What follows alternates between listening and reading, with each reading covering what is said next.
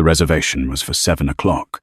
By 8:45, Mara Tinsdale was still sitting alone at table 11, nursing her second glass of sparkling water and wondering what kind of woman she had become.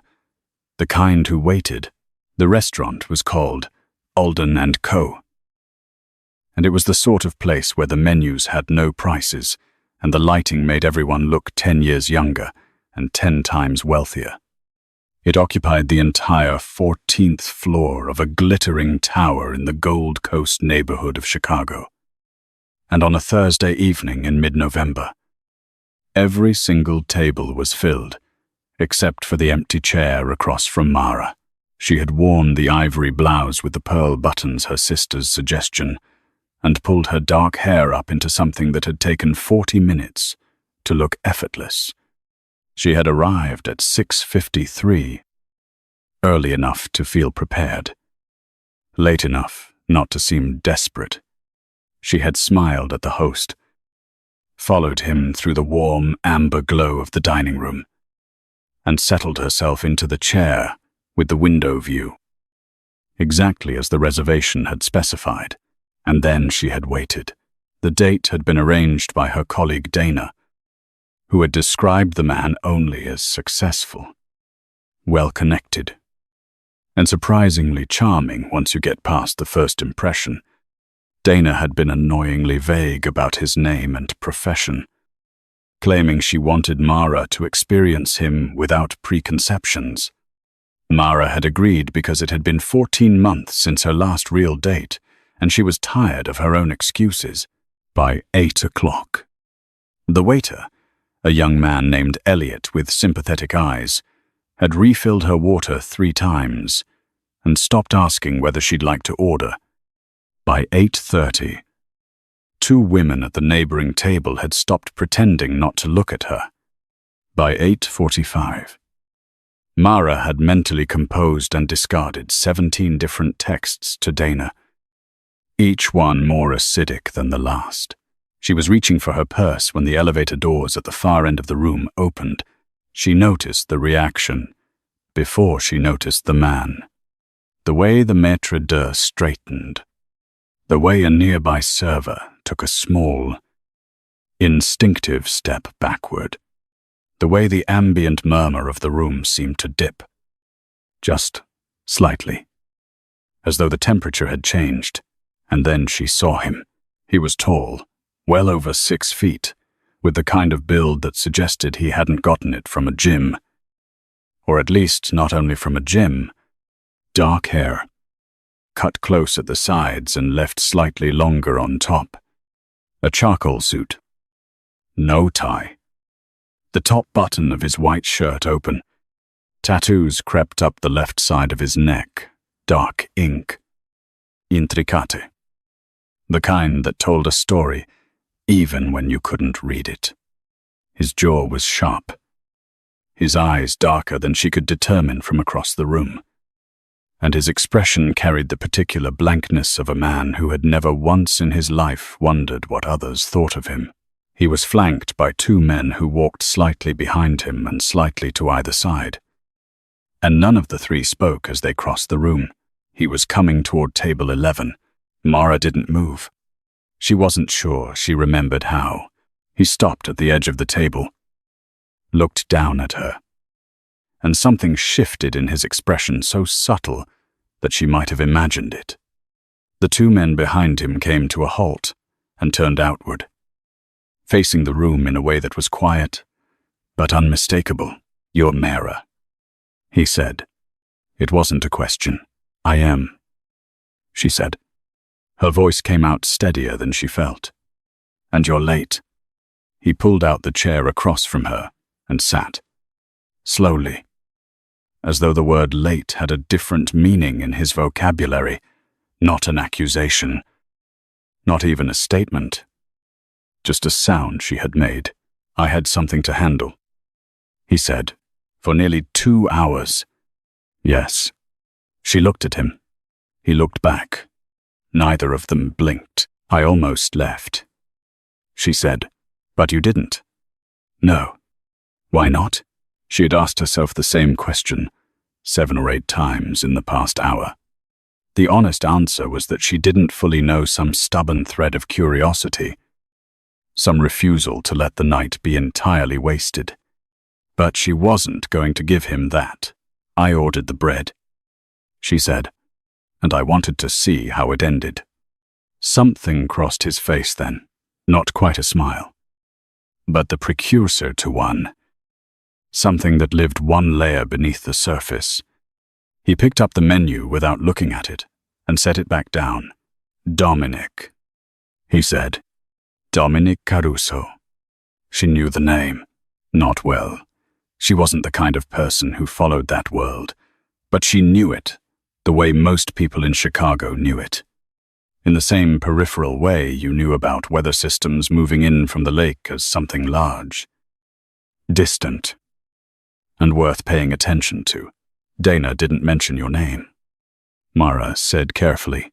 "Dana knows better." "That's a strange thing to say about a colleague of mine. Dana has been doing business with my family for 11 years. Dominic said. "She's more careful about what she says than you might think." Mara processed this. The bread arrived a small, warm loaf with rosemary butter, and she was grateful for something to do with her hands. "What kind of business?" she asked. "Real estate. Primarily. Development. Some logistics." He paused. "Some other things. Some other things," she repeated. "You're not afraid of me," he said. He seemed genuinely curious about it. "Should I be? Most people are." "I'm not most people," Mara said, "and I've already been sitting here for 2 hours. So my reserves for being intimidated are pretty depleted." He did smile, then a real one. Brief and unexpected. And it transformed his face entirely for the 3 seconds it lasted. Then it was gone. And he was watching her again with that dark, steady attention that she was beginning to suspect was simply how he looked at things he found interesting. They ordered. She had the sea base.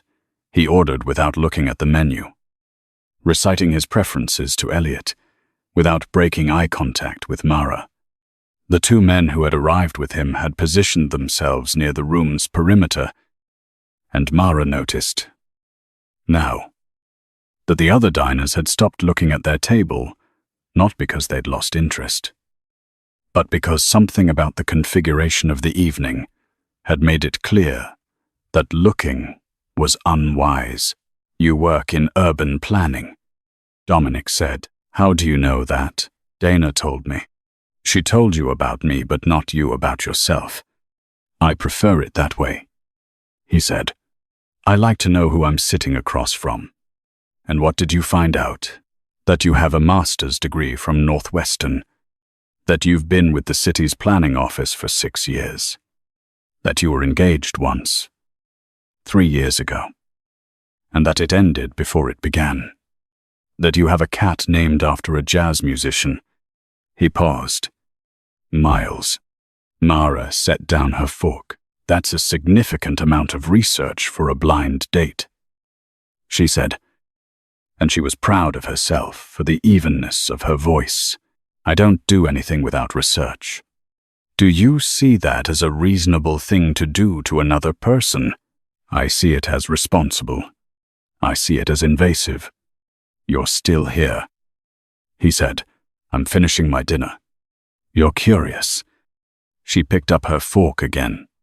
"You're very sure of yourself." "Yes," he said, with the straightforward simplicity of a man stating a fact about the weather. "I am."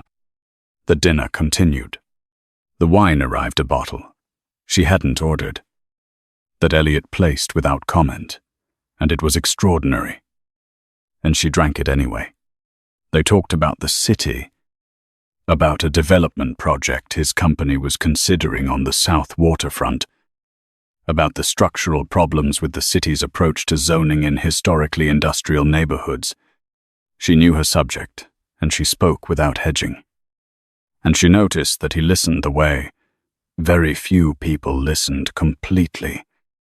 with no visible impatience.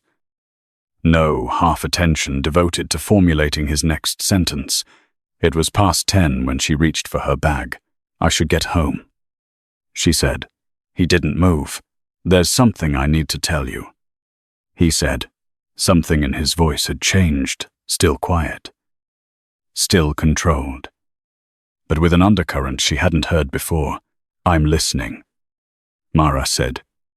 Though she did not put down her bag, the development project I mentioned, the waterfront parcels, the city's planning office has 3 contested variances tied to those parcels, and the vote is in 6 weeks. "I know you're on the review board." The room was very quiet. "What are you saying?" she asked slowly. "I'm saying I knew who you were before Dana said your name. I'm saying this dinner was initially arranged with a purpose." He held her gaze. "I'm also saying that somewhere between the bread and the sea base, that stopped being the only reason I'm still sitting here." She stared at him. "You brought me here to influence a planning decision. I arranged a dinner. I haven't asked you for anything. You were going to. Perhaps," he said. "I'm telling you now that I'm not going to. Not tonight. Not like this. Not like this," Mara repeated. "But some other night. Some other way." He was quiet for a moment. "I want to see you again. Because of the variance vote. In spite of it," he said, "which is something I didn't anticipate." She stood up. Her chair made a soft sound on the marble floor. The 2 men near the perimeter shifted almost imperceptibly. "Mr. Caruso," she said. "I appreciate the honesty. I genuinely do. Because I suspect it doesn't come naturally to you. But I think you understand that I can't see you again. Not while that vote is pending. Not after what you've just told me." "And after the vote," he said. She picked up her coat from the back of the chair. "Good night." She crossed the dining room toward the elevator, and the room stayed very quiet around her. And she pressed the button and waited, and did not look back. The elevator arrived. She stepped in. The doors began to close, and then a hand came between them. Dominic stepped in beside her. The doors closed. They were alone. "I'm not asking you to change your vote," he said. "I'm not asking you for anything professional. I'm asking for 5 minutes. You just had 2 hours. I spent most of it not saying the right things." He turned to face her. The elevator descended. "I have not sat across from someone and forgotten what I was supposed to be doing since I was 22 years old. I'm 41. That should mean something. It means you're unpracticed at honesty," Mara said. "That's not a recommendation. I know what I am," he said quietly. "I know what this city thinks of my family. I know what the right thing is for you to do, which is to walk out of this building and not look back. Then, why are you in this elevator?" He looked at her for a long moment. Outside, Chicago fell away beneath them. 40 floors of light and distance, because you're the first person in a very long time who wasn't afraid of me, he said. And I don't know what to do with that. The elevator reached the lobby. The doors opened. Mara stood still for 1 breath. 2, 3. Then she said, "You have my number. Dana gave it to you." "I'm sure." She stepped out into the marble lobby. "Don't call it until after the vote." She walked out into the November cold, without looking back, and the wind off the lake caught her coat. And she kept walking. And she didn't let herself think about the expression on his face until she was 2 full blocks away. She thought about it for the next 6 weeks constantly. She voted on the variances with the same rigor she applied to every case, read every filed document, attended every public comment session. consulted her own technical analysis without reference to anything else. 2 of the 3 variances were approved. The third was denied on structural grounds that had nothing to do with Dominic Caruso and everything to do with a drainage easement that hadn't been properly addressed in the application. She did not hear from him during that time. The morning after the vote was certified, her phone rang at 7:15. She was standing in her kitchen with Miles winding around her ankles and a cup of coffee going cold on the counter. She answered. The vote went the way it went. Dominic said, without preamble, I'm not calling about that. I know. She said, are you free Saturday? She looked out her kitchen window at the grey November sky, at the rooftops of the neighborhood she'd lived in for 9 years, at the ordinary Tuesday morning that suddenly felt like a threshold. I don't know what I'm doing, she said honestly. Neither do I, he said, but I'd rather be uncertain about it in person. She laughed a short, involuntary sound that surprised her, and Miles jumped onto the counter and knocked the cold coffee sideways. And she grabbed for it and missed. And she was still laughing when she said, Saturday, 2 o'clock, somewhere with prices on the menu. Done, he said. She hung up and stood in her kitchen with coffee dripping off her counter and Miles looking at her with supreme indifference. And she thought about doors, the ones that locked, the ones that opened, and the ones you walked through when you had no idea what was waiting on the other side. Saturday came, and then the Saturday after that, and then a month of Saturdays. And each one was different. A museum, a long walk along the lakefront, in December wind, a small restaurant in Pilsen where the prices were very much on the menu, and the food was extraordinary. He arrived on time to all of them. He didn't bring the 2 men who had stood at the perimeter of Alden and Co. Or if he did, she never saw them. He talked to her differently than he talked to anyone else in his life. She understood this gradually. By contrast, by watching how he was in other contexts, she glimpsed it in the way a phone call would make his whole demeanor shift. How he would become shorter, to more opaque. How his sentences would close like shutters, and then he would hang up and come back to whatever they'd been saying. And there was something in that transition, in the specific quality of his return, that told her she was seeing something most people didn't see. He told her things. Not everything she understood. There was a boundary she couldn't cross. A part of his life that lived in a different room with a different kind of lock. But he told her about his father, who had built the Caruso operation in the 70s and who had died when Dominic was 19, with no transition plan and every expectation that Dominic would figure it out. He told her about his younger sister, Eleanor, who had moved to Seattle and taught high school biology and called him every Sunday, and who was the only person alive who could make him feel like he was still the boy he'd been before all of it.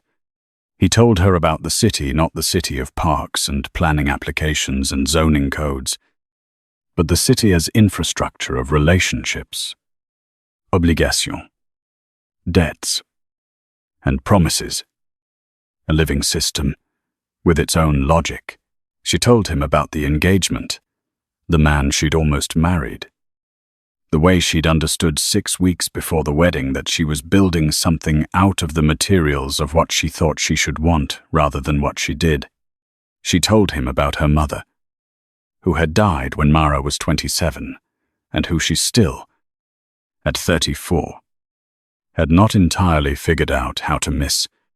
She told him about what she loved about her work, which was the idea that a city was something you could actually shape, that the decisions made in conference rooms had physical consequences in the world, that she was, in some small and specific way, part of that "You're the only person I know," he said once, on a lakefront walk in early January, "who talks about their job the way I've only ever heard people talk about a calling. It is a calling," she said. "That's not embarrassing to admit. I'm not saying it's embarrassing. I'm saying I don't know anyone like that. Maybe you know the wrong people. I know people who are very good at what they do," he said. "I know people who are disciplined and effective and ruthless when they need to be. I don't know many people who love what they do." "Do you?" she asked.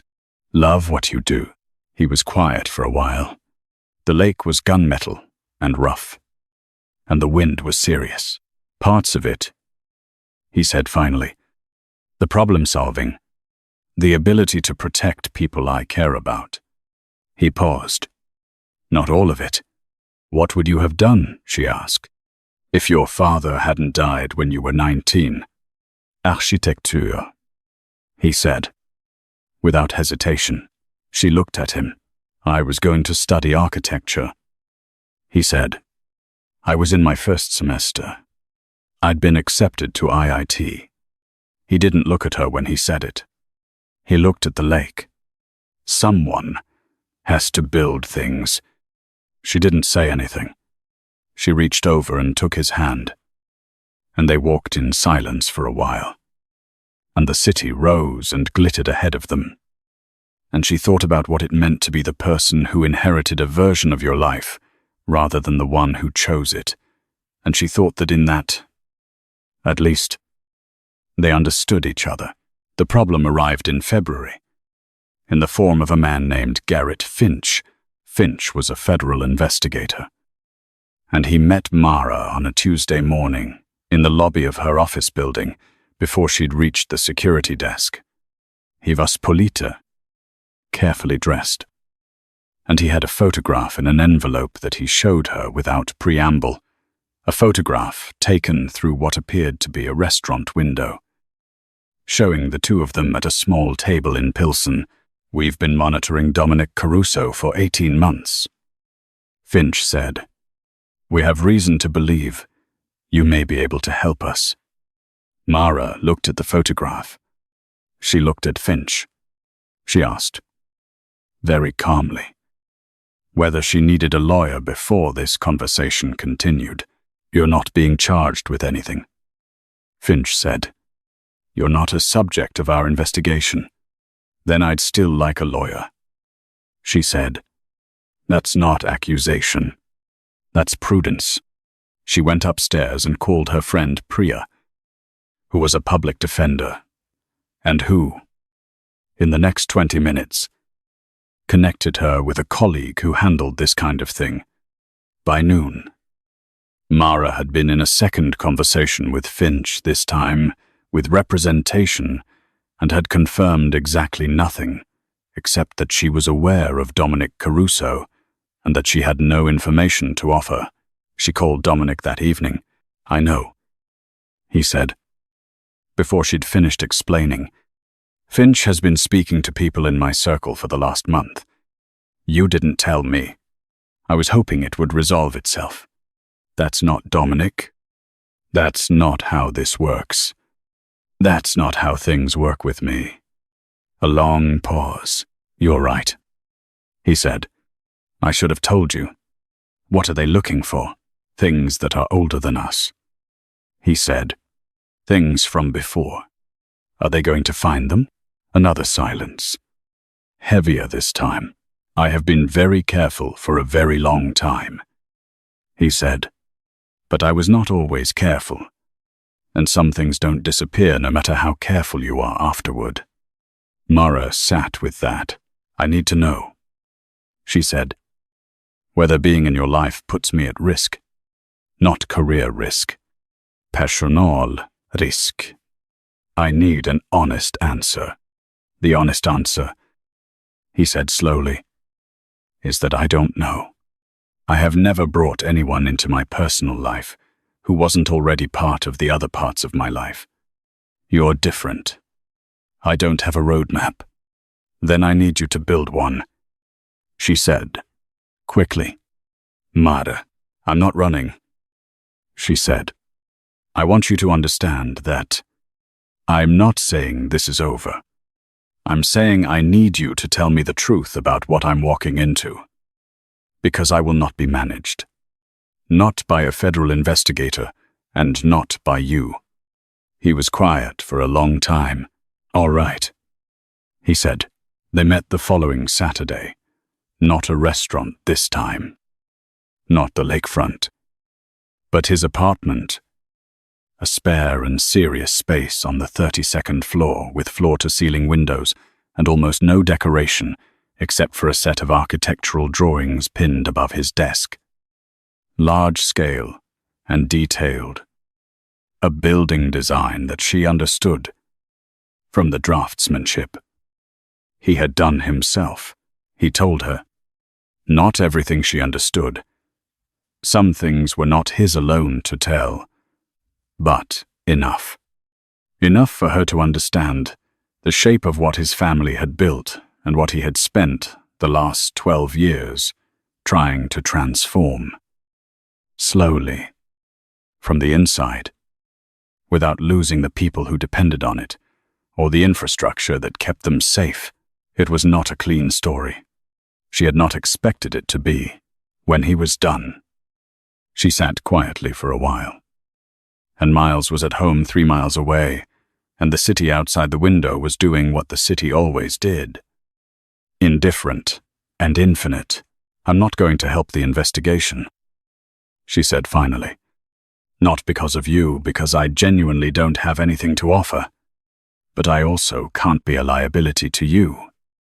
Dominic, if my presence makes things harder for you, you make things clearer, he said. That's not harder. She looked at him. He was watching her with that same particular attention. The one she had catalogued and analyzed, and still hadn't entirely solved. I voted against one of your variance applications. She reminded him. I know. On the merits. I know. He said again. It was the right call. The drainage easement was legitimately unresolved. You had that reviewed? Of course I did. The ghost of the smile again. You were correct. She laughed, despite herself. This is a deeply irrational thing I am doing. She said, probably. He agreed. You understand. I will always vote on the merits. On everything. That doesn't change. I would not want it any other way. He said. And she believed him. Which was perhaps the most irrational part of all of it. She reached across the table and took the architectural drawing down from above his desk carefully. Unhooking it from the pin, and held it up in the light from the windows. It was beautiful, thoughtful and ambitious. A tower that somehow felt like it was listening to the street beneath it rather than ignoring it. What is this? She asked. Something I designed in college, he said. Before. It's extraordinary, she said. He didn't answer. She held it for a moment longer, then pinned it back, exactly as she'd found it. Okay, she said. Okay, I'm not going anywhere, she said. But we do this honestly. All of it. That's the only version of this I can be part of. He looked at her for a long moment. And she thought again about what he'd said in the elevator, the first person in a long time who wasn't afraid of me. And she thought about all the rooms with all the locked doors and what it cost. A person to be the one who held all the keys. Honestly, he said. Yes. Outside. The city went on. Enormous and complicated and full of people building things, buildings. Lives. Cases. Futures out of whatever materials they had available. And inside the apartment on the 32nd floor, 2 people who had each inherited versions of their lives that didn't quite fit sat across from each other in the November light and decided, against most available evidence, Tautre,